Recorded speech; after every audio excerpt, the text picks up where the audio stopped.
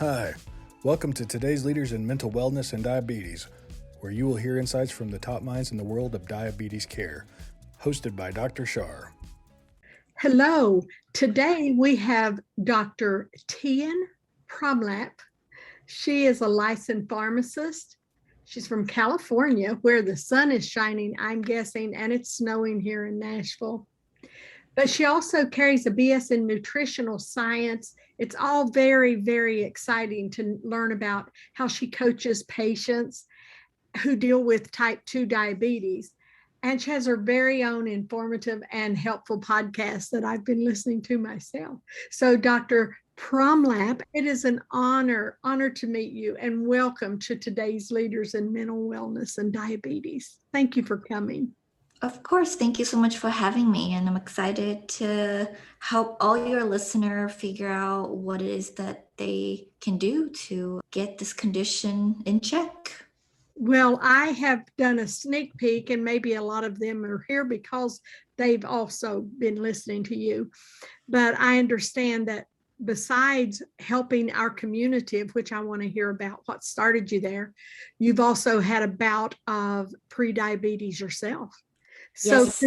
could you tell us a little bit about how in the world that happened and how that reflects to your mental health and helping others? Yeah. So, we're trying to expand our family, have a baby.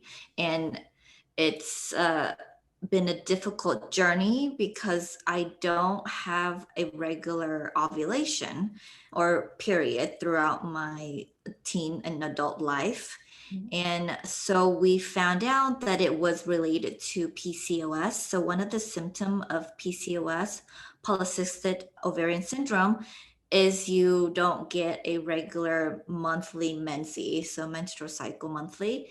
So that was one of the symptoms for me. And then I went to my doctor for a checkup, just our yearly. So we decided to test my A1c because if it is PCOS, there is a correlation with insulin resistance as well. So it did come back pre-diabetes range, just the starting point, which is 5.7. I think it's 5.7 to 6.4 is about pre-diabetes, and over 6.4 is type 2 diabetes. So it was at 5.7, and it wasn't fun learning that I also have insulin resistant and now have pre-diabetes. For me, even armed with all these knowledge and helping patients and understanding the condition already as much as I do, I thought I would be okay, learning about it, because I was already going into the checkup mentally prepared that could be PCOS and all this and that. Because being a healthcare professional, you kind of just understand your body biologically, naturally, because that's what you learn. But I was not prepared for the mental health issue that it brought. So at first I was like, okay, I know what to do. I know how to bring my A1c down. I know how to bring blood sugar down, as I've taught so many of my clients. But when I shared the news with my family, especially my mom, and coming from a very, I guess, traditional Asian bringing up, we tend to be very judgy as Asian people somehow.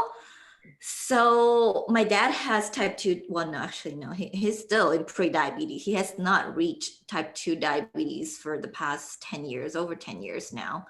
So it runs in the family. My grandma has type 2. My grandpa who passed has type 2. Aunts on both sides of the family has type 2. So it's kind of, in the family. Mm-hmm. And we often would talk about our diet changes and physical activities and, how are you doing with, cutting back sugars or carbohydrates and things like that. So that's kind of just the norm in the family. So when my mom found out that I have insulin resistant or pre-diabetes at the time. We didn't even really connect the insulin resistant with the PCOS at the time because the doctor didn't connect it.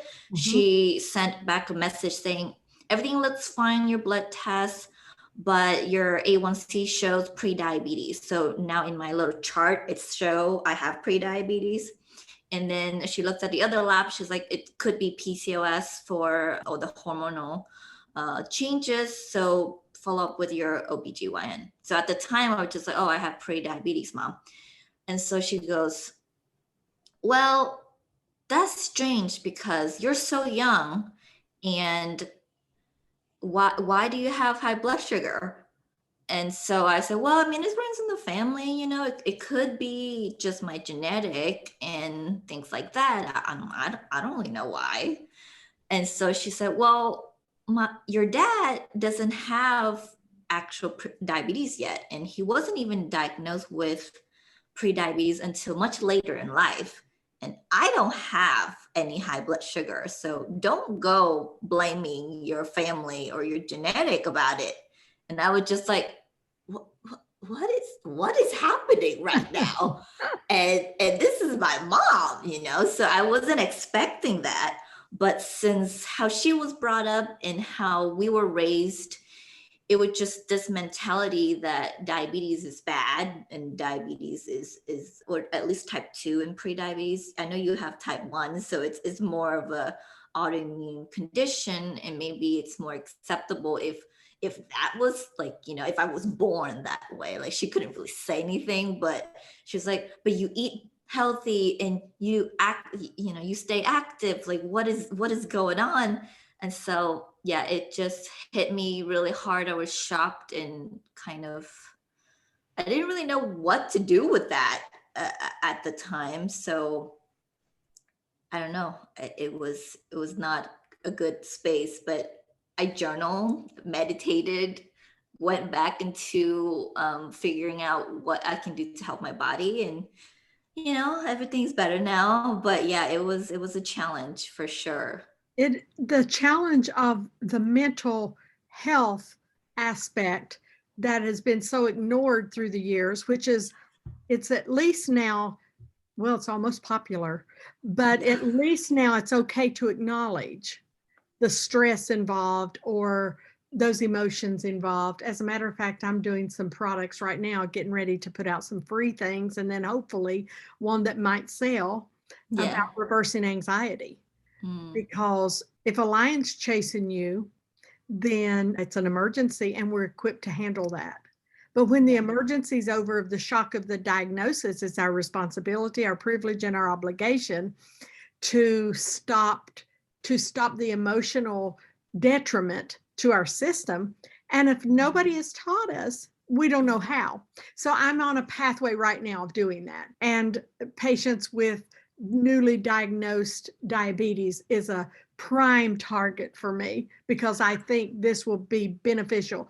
As a matter of fact, I've been doing this a long time, and I wish I was part of the medical team years ago when they first get diagnosed. Instead, I would get people referred to me 6 months down the road or a year down the road when they've tried everything they could, and they now show up with emotional issues. If we could get it in the first with a little bit of amenability when they first hear it, I think it's getting to that place. We're pushing doors open and it's happening.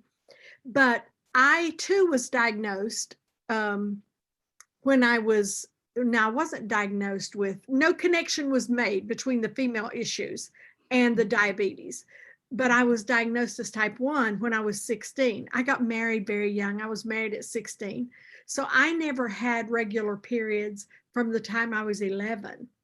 Nobody ever connected them. So I went through a lot of other mental strain that said, is this abnormal? Am I just doing this for attention? Is that pain not as bad for everybody else? Nobody ever connected that when my blood sugar finally said, I'm gone.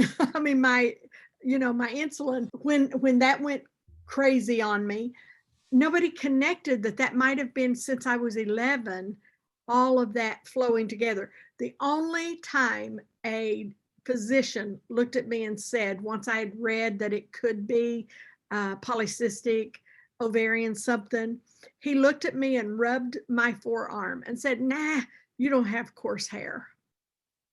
So I left thinking, okay, I don't have that, but I didn't have a child. My only son is 42 now, and he's adopted when he was 22 days old. The only baby I have is an 8-week-old little puppy. And so I'm being a new mama right now. But that, I'm just saying all that for the people that might be listening to us that have comorbid things that we're dealing with, and those things that could be connected that we never knew about. And we work real hard with our nutrition, and we're going to get back on that in a minute.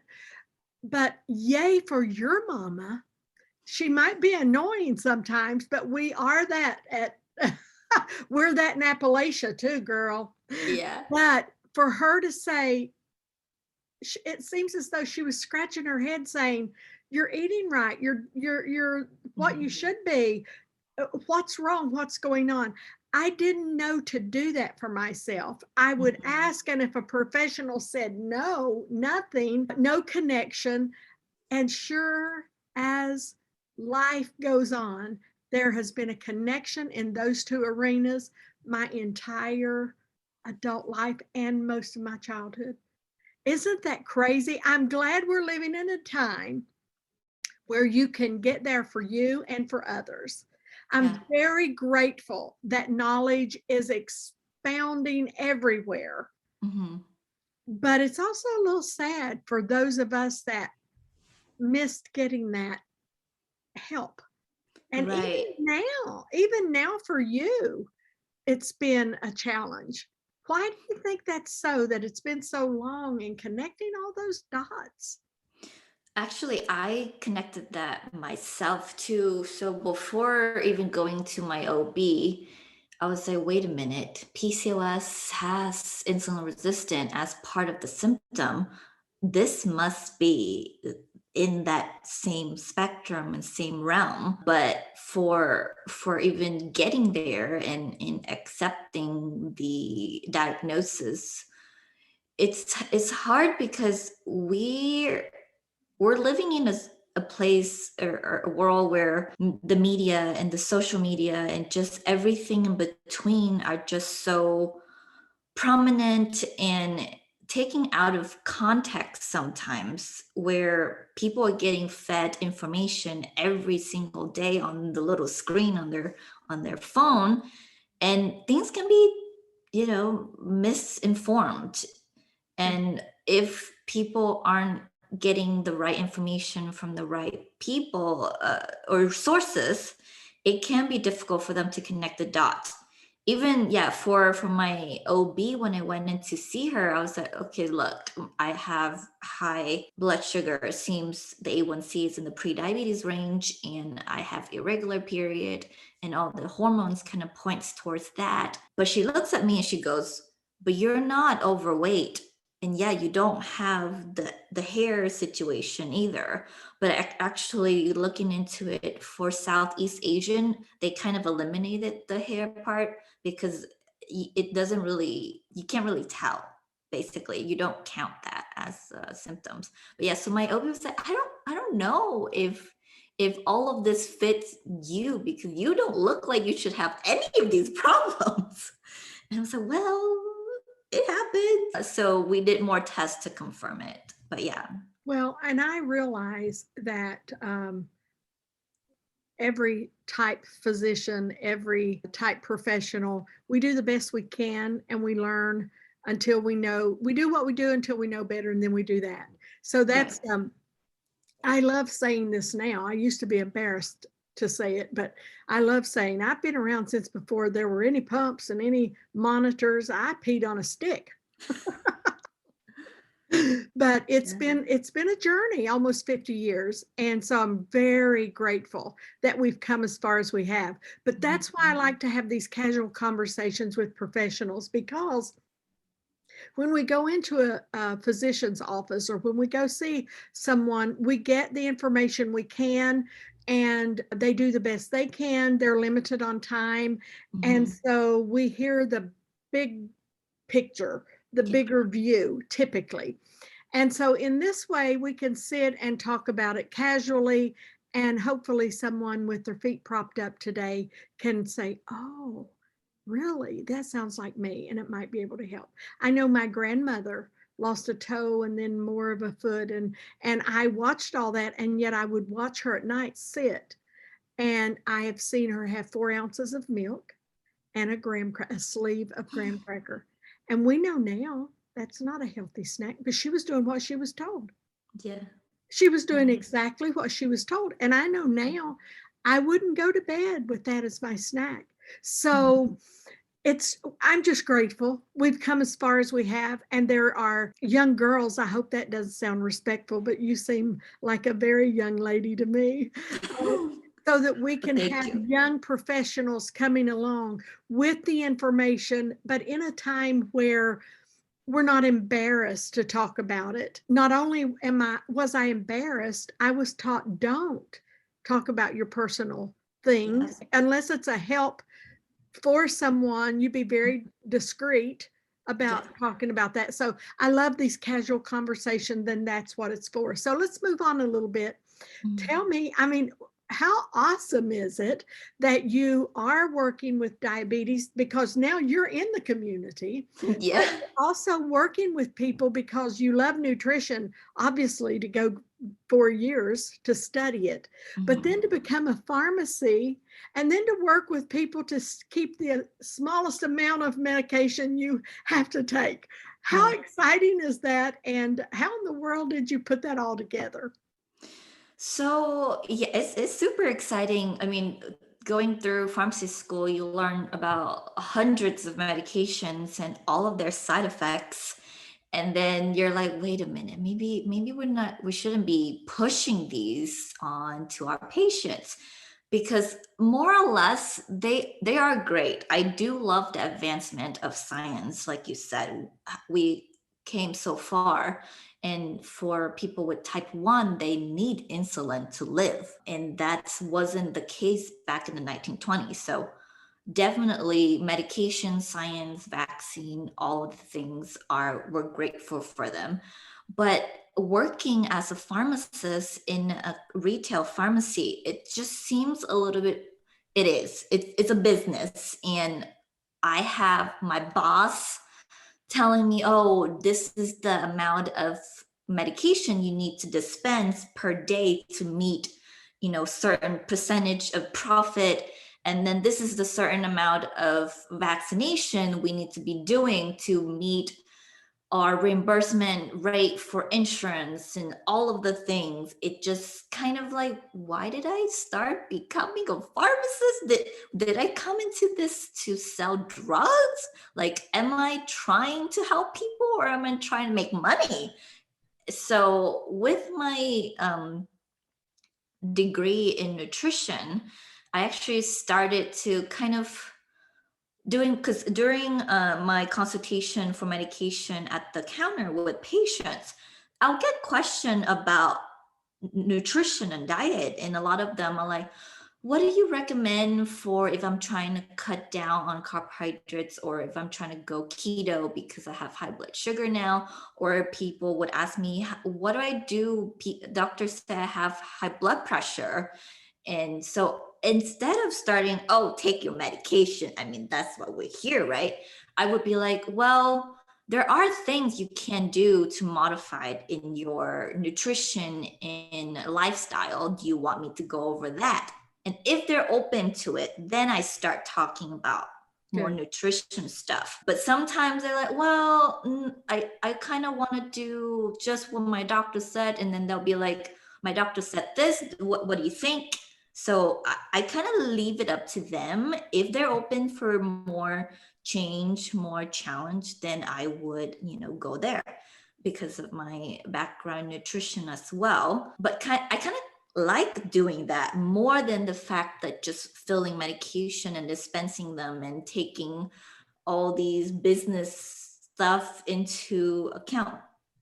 So then I was like, maybe I should start becoming a diabetes coach, because I get a lot of question about type 2 diabetes. It's kind of a majority of my patient there.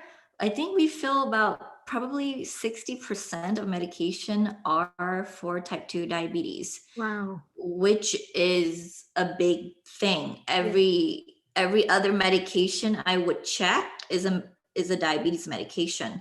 So it's a big part of our community, a big part of the American culture, diet that kind of propel this condition. We didn't get diabetes overnight. It's build and build and build. And through the researches that I've done, and I even gotten an extra certification about diabetes just for more knowledge for the condition to help my client even further. So that's how I came about starting doing this.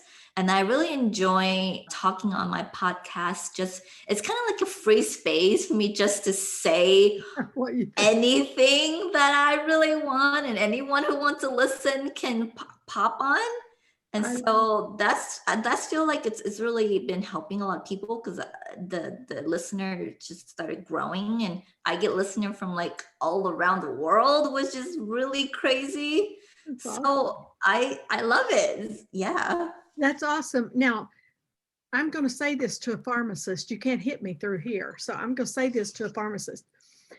I was trained, I don't think it'll surprise you.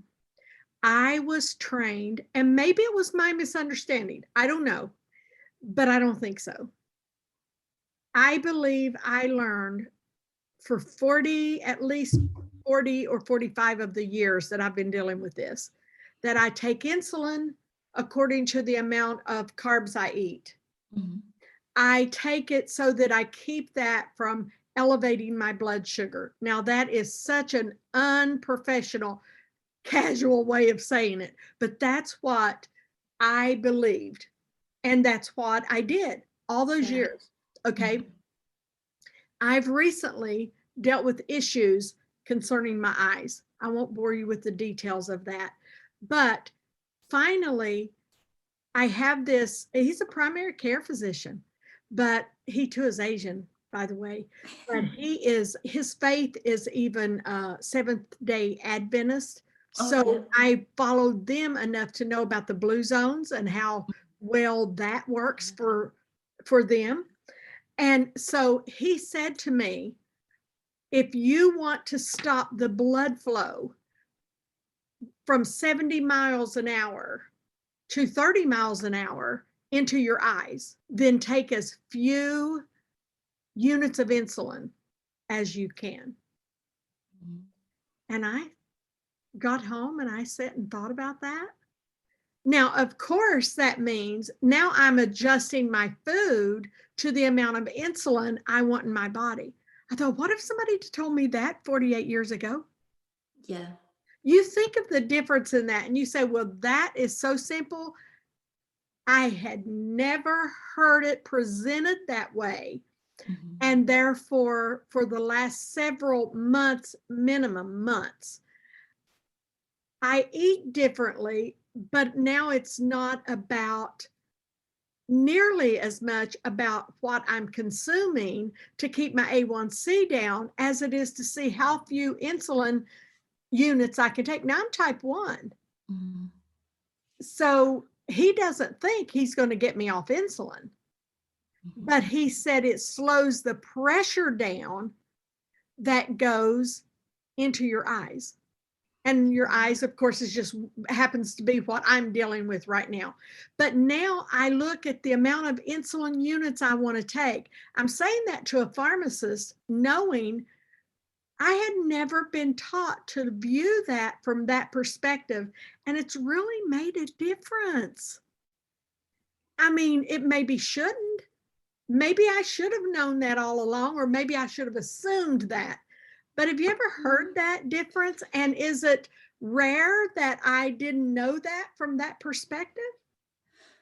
No. I actually have not heard it presented that way either. But from what you just said, I was thinking about how insulin worked and how that would affect the blood flow. And it does make sense physiologically what happened to your body. So I didn't put that together myself either, but I mean, I'm not a doctor, so he's good. But no, I have not heard that presented that way. And how is it helping with your eye condition? Well, right now, I went for another injection yesterday, and they're going to do another test in a couple of weeks to see. It's been like 3 months of this particular medication put into my eye. And his whole point was the 70 versus 30. He wasn't trying to give me hope that I would be off insulin or that was going to be complete. I mean, he was being very, very gentle with his responsibilities too. But he is very much into nutrition, very much into what we eat helps or harms us. And so if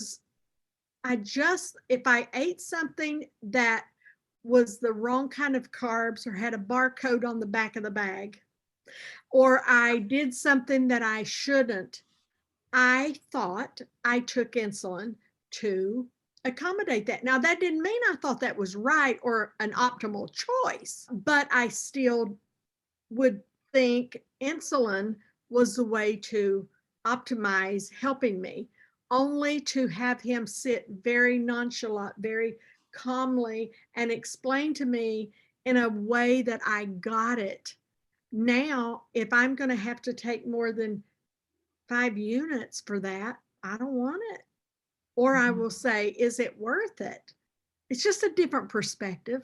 Right. And I was so interested to share that with you today because it's been very good for me. Very, very good. I've lost and gained to excess 3 times in my adult life. So I have not been perfect at all with this, but I have done superb. I have great feet. I can walk 3 miles easily, and I'm certainly past 25. And so at 64 years old, dealing with diabetes for almost, I guess, 48 years. I mean, that's almost 5 decades. Yeah. Thank you for being who you are and standing up when you have a perspective that's a little different than the others, even in your field, that you grab hold of that. And I don't think, now that I heard your story, I don't think you get that from a stranger.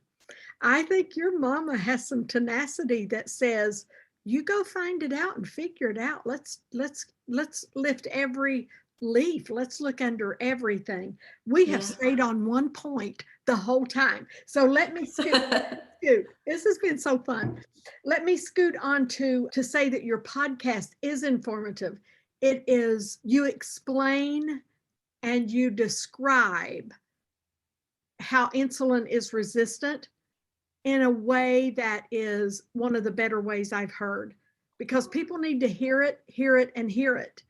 And so if somebody's listening and they have not heard your podcast, if they don't go for any other reason except to hear how and why and the how of insulin being resistant, even before we know what to do about it, you have impressed me so much with how you, again, it's a casual learn. And I love that. I'm a country girl, and I love a casual learn. Anyway, it's part of my nature. And so I think that's very great. So your podcasts are amazing. And you just said it a minute ago, it's already growing. Anything healthy will grow.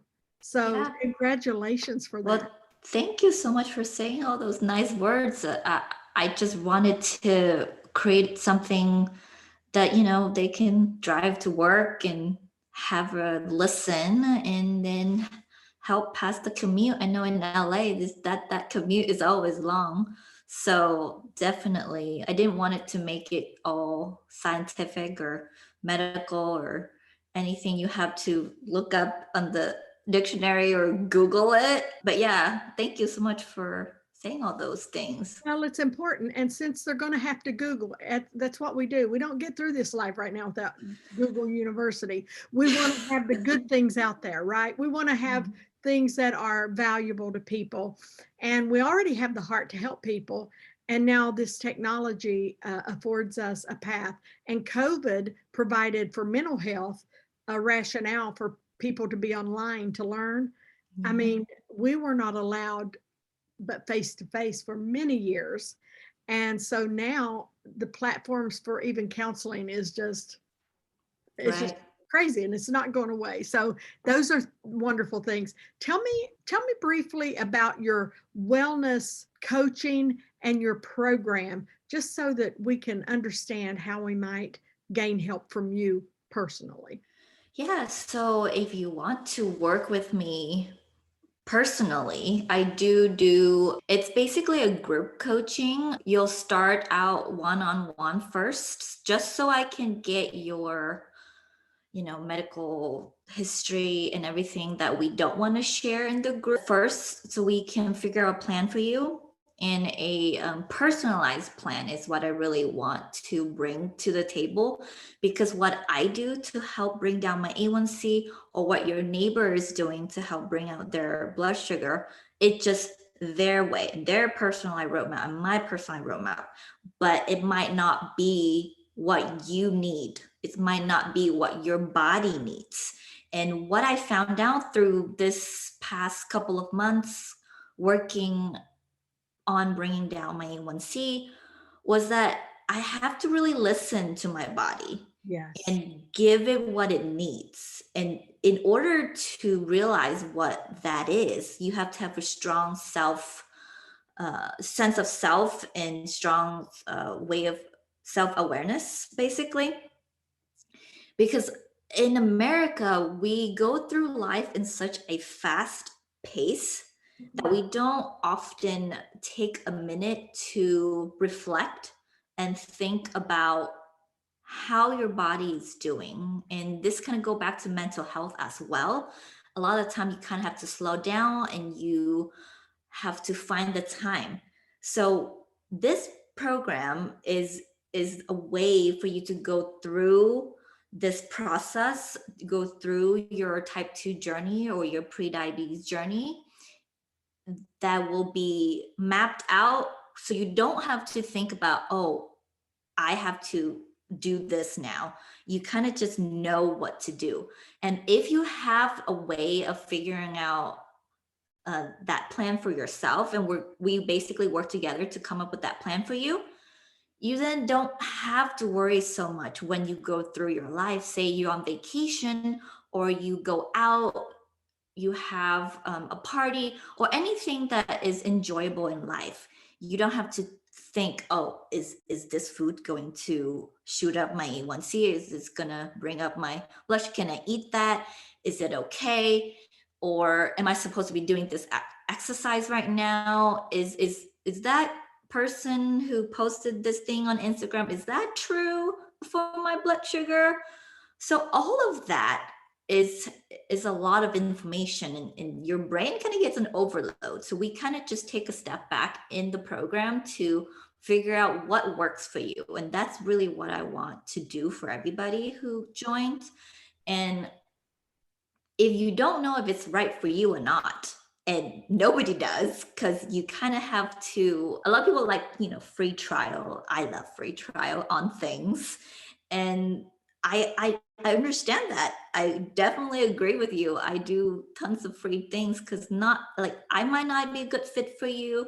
Dr. Char might not be a good fit for you. Maybe another healthcare professional is a good fit for you, but you don't know until, you take the time to get to know us. And I do have basically, you've done it, the 45 minutes chat that we go through. And basically, we just have a little conversation and see where you are and what you need help with. And everything we come up with in that chat is out of no cost to you at all. And that's basically how we start first, before we figure out if this is the right fit for both of us. That's so good.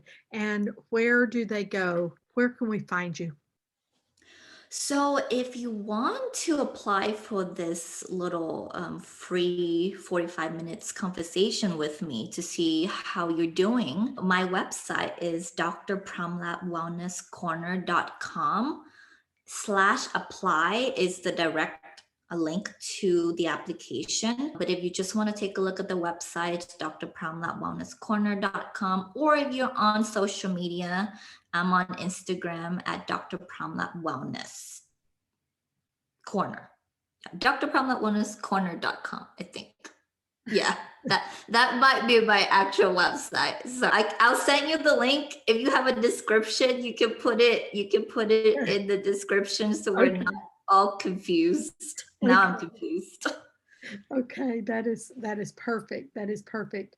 Okay, so the biggest win for me today in having you on here is I saw where you said eating our favorite foods despite our conditions.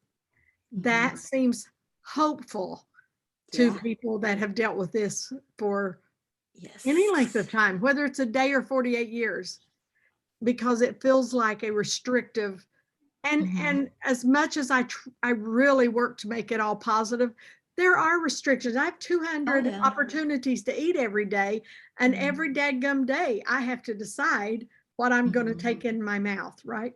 Yeah. So it's not wrong to say there are restrictions. So to be able to read where you say eating our favorite foods despite our conditions.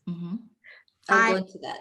I believe that they will find answers to that on your training, on your podcast, maybe. They'll find the perspective for that. And if I can be so forward as to say, I believe, you correct me where I'm wrong, but let's see if I'm right. I believe that that is more plant-based than keto-based, more plant-based because once our body gets what it needs, it heals from within. And getting those right nutrients, it starts working. Now, here's what I've learned with eating plant-based. It's slower to lose weight. And I just want to be able to say that. Okay. It's slower for me. It's more healthy for me, but it's slower to lose the weight. So if anybody gets with you and sees that as an option, please don't be discouraged if it's not coming off like some other type setting can. If you believe and understand everything that this good doctor talks about, then wait it out. It's worth the wait. That's actually funny because I lost 4 pounds doing plant-based for the 6 weeks that I kind of checked my A1c. So A1c dropped from 5.7 to 5.4, and it also lost 4 pounds. But at first it was kind of like 2 pounds, and then it went another 2 pounds. So maybe but for me, I didn't go into this wanting to lose weight. So I didn't really keep track of that. But I feel like 4 pounds is fast, don't you think? You've got to hear that from the side of people who lose weight, and they get told they need to lose, and they look in a mirror. They already know they need to lose. I know when I need to lose, and so then you have all these diets that are out there that are working, and they can lose 4 pounds in 3 days. Oh yeah, definitely. That's definitely true. Yeah. So when you're hearing all that information, all I wanted to do was verify that if it takes 6 weeks to lose 4 pounds, even though we hear all the time people say that's better, the slower you lose it, the better it is. When you've first been diagnosed, or you've been on this roller coaster for a while, or you have a new year and you're wanting a new you, and 15 diets come by that talks about losing 10 pounds in that length of time. 4 pounds in 6 weeks, I can honestly say that doesn't sound as fast as the others. I want everyone want to hear us say that it may be slower than other means. But when your body, I heard you today earlier talk about when you're eating the right things and your body is functioning and it's lowering the resistance, not just the A1c. Yeah. That's You're the right. explanation I wanted to end with today, if that's okay. Got it. No, you're definitely, because I don't normally think about weight loss. I used to in my early 20s, like calorie restricting, super, yeah, it was not great. But now I'm 31 and it's a lot more about taking care of me instead of dropping the pounds. But you're right. I don't think about how other people who might still be on that journey of wanting to drop the weight as well, they might think that losing 4 pounds in 6 weeks is slow. So it is a different perspective that I don't normally think of, but thank you so much for bringing that up.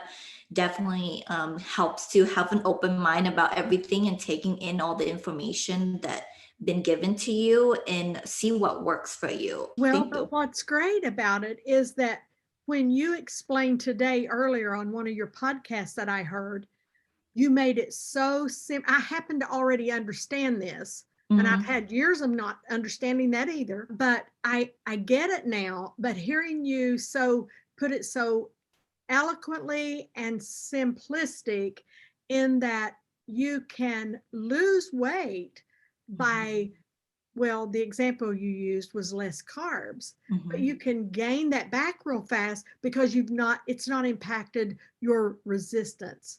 Yeah. Well, we're not going to fight. I have people on here that love the low carb. I mean, there's how many diets a day. I don't care, whatever works for people. I'm like all about it, but I do want them to know that with yours and any plant-based, if it feels slower, it could very well be the healthiest part of the loss and of the journey.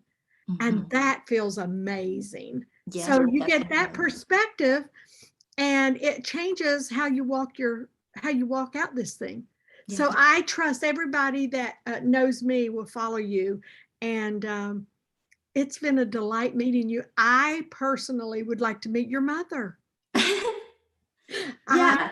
I think Maybe we'll have her on the podcast. I should, with daughters that have been, okay, we could do daughters who have been diagnosed pre-diabetes.